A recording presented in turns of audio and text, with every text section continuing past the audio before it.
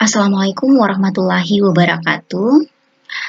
Baik, pada video kali ini saya akan melanjutkan materi tentang tahap atau prosedur pelaksanaan PTK. Sebelumnya kita sudah bahas tentang tahap perencanaan, kemudian tahap pelaksanaan atau tindakan. Sekarang kita masuk ke tahap pengamatan atau observasi. Tapi perlu kita ingat bahwa ada perbedaan antara istilah observasi yang ada di tahap ketiga ini dengan observasi yang sering kita sebut di tahap awal, di tahap perencanaan. Misalnya ya, kalian saya minta untuk ke sekolah melakukan observasi langsung. Nah, observasi di sini beda maksudnya dengan observasi pada tahap ketiga ini. Observasi yang ada di awal di perencanaan itu tujuannya untuk mengidentifikasi permasalahan apa sih yang ada di kelas di dalam pembelajaran. Nah, sedangkan kalau observasi yang ada di tahap 3 ini adalah kegiatan yang mengamati atau mengumpulkan data, penelitian, tindakan kelas. Oke, untuk lebih jelasnya ada 6 poin terkait dengan proses observasi atau pengamatan ini. Yang pertama adalah proses pengamatan atau observasi dilakukan dengan tujuan untuk melihat, mengumpulkan data, mendokumentasikan proses pelaksanaan tindakan. Oke, saya ilustrasikan dulu ya. Contoh seperti ini, Ibu Ani melaksanakan PTK. PTK-nya dilaksanakan di kelas 1 min 2 Bone. Kemudian di tahap perencanaan dia sudah merencanakan semua. Salah satunya adalah dia mendesain pembelajaran, ada 20 langkah pembelajaran misalnya. Kemudian di tahap tindakan dia masuk ke kelas mengajar di kelas 1 tadi dengan melaksanakan 20 langkah pembelajaran tadi. Berarti dia sudah melaksanakan kegiatan tindakan. Kemudian di waktu yang bersamaan dia meminta orang lain, misalnya mahasiswa, untuk menjadi observer. Observer itu adalah orang yang melakukan observasi. Dia meminta mahasiswa untuk melakukan pemantauan, mendokumentasikan apa yang dia lakukan ketika sementara mengajar atau melaksanakan proses tindakan tadi. Jadi dia mengajar, ada mahasiswa observer yang ditugaskan untuk melihat, mengumpulkan data, proses tindakan yang dia laksanakan, seperti itu. Untuk apa dipantau ya? Artinya kan harus dikumpulkan datanya, harus didokumentasikan. Nah, kemudian yang kedua adalah observasi ditujukan untuk memantau proses. Nah, seperti yang saya bahasakan tadi bahwa observasi ini dilaksanakan untuk memantau proses pelaksanaan tindakan. Jadi apa yang dipantau oleh si observer tadi itu adalah perilaku peserta didik bagaimana, perilaku guru bagaimana, apakah ada interaksi keduanya, apakah ada hambatan. Intinya adalah dalam proses observasi, si observer itu memantau dari awal sampai akhir semua proses pelaksanaan tindakan.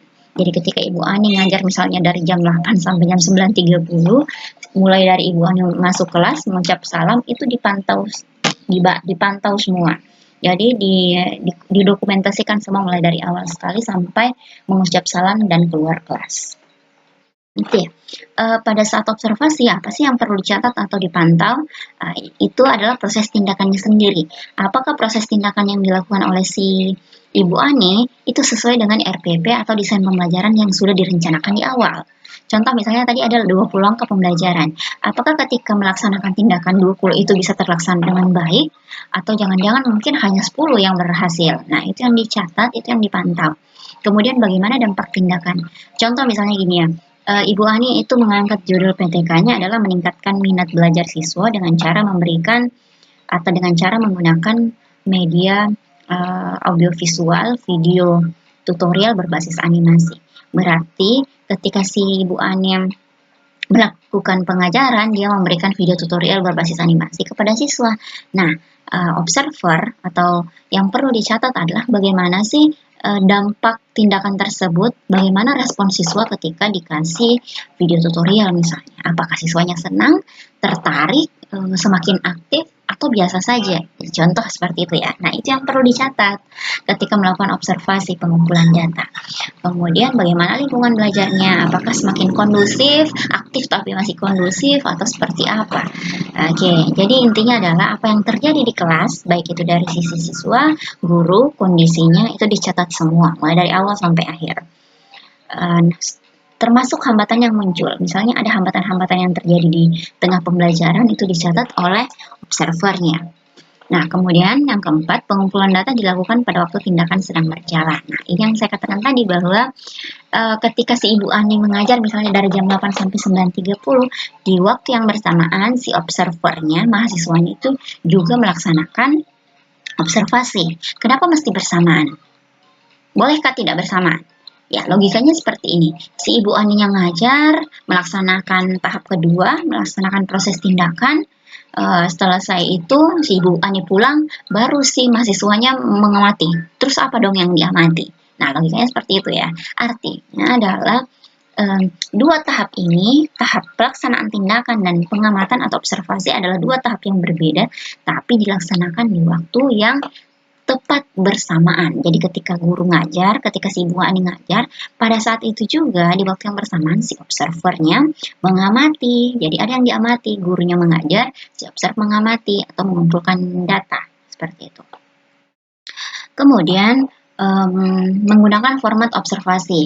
Nah, ini dilakukan agar proses pengumpulan data itu terorganisir. Jadi ketika kita mengumpulkan data misalnya, ketika kita memantau, mengobservasi, kita tidak bingung apa ya, yang saya mau observasi jangan-jangan ada yang ketinggalan, supaya lebih terorganisir, supaya kita tidak asal mencatat saja, ada panduannya, kita butuh panduan, apa itu panduan seperti apa, itulah namanya format observasi. Oke. Kemudian yang kelima adalah data apa sih yang dikumpulkan? Semua data. Jadi bisa data kualitatif, bisa data kuantitatif. Nah, dulu kita sudah pernah pelajari ya. Data kualitatif itu adalah data yang berupa kata-kata, kalimat, narasi, deskripsi. Contoh misalnya bagaimana sih keaktifan siswa? Kita bisa menggambarkan bahwa siswa aktif dan sebagainya. Ternyata sekian persen atau sekian siswa ada yang tidak aktif. Aktif itu dalam bentuk seperti ini. Itu narasi. Sedangkan kalau misalnya data kuantitatif itu berupa numerik, angka, bilangan. Contoh misalnya hasil tes. Hasil tes kan dalam bentuk angka ya, misalnya 80, 90, 100. Nah, itu dalam bentuk angka, berarti baik angka ataupun data kualitatif itu sama-sama dikumpulkan. Jadi intinya adalah semua data yang ada dikumpulkan, baik berupa data kualitatif atau data kuantitatif. Oke, yang terakhir, instrumen pengumpul data. Nah, masih terkait dengan poin 4 tadi. Supaya proses observasi atau pengamatan kita berjalan lancar, terarah, terorganisir, sistematis, maka kita butuh panduan. Panduannya berupa format observasi. Jadi ketika kita mengumpulkan data, kita butuh instrumen. Apa sih itu instrumen? Instrumen adalah alat pengumpul data. Jadi misalnya, tadi kita mau melihat tentang minat siswa. Artinya kita butuh angket. Angket inilah yang dinamakan dengan instrumen. Kita mau melakukan wawancara, berarti kita butuh panduan, namanya panduan wawancara atau pedoman wawancara. Berarti pedoman wawancara inilah yang dinamakan sebagai sebagai instrumen. Kita butuh alat rekam untuk merekam, berarti itu namanya semua alat instrumen atau alat pengumpul data atau instrumen. Oke, mungkin sampai di sini dulu untuk tahap ketiga. Next video kita lanjut ke tahap refleksi. Oke, terima kasih.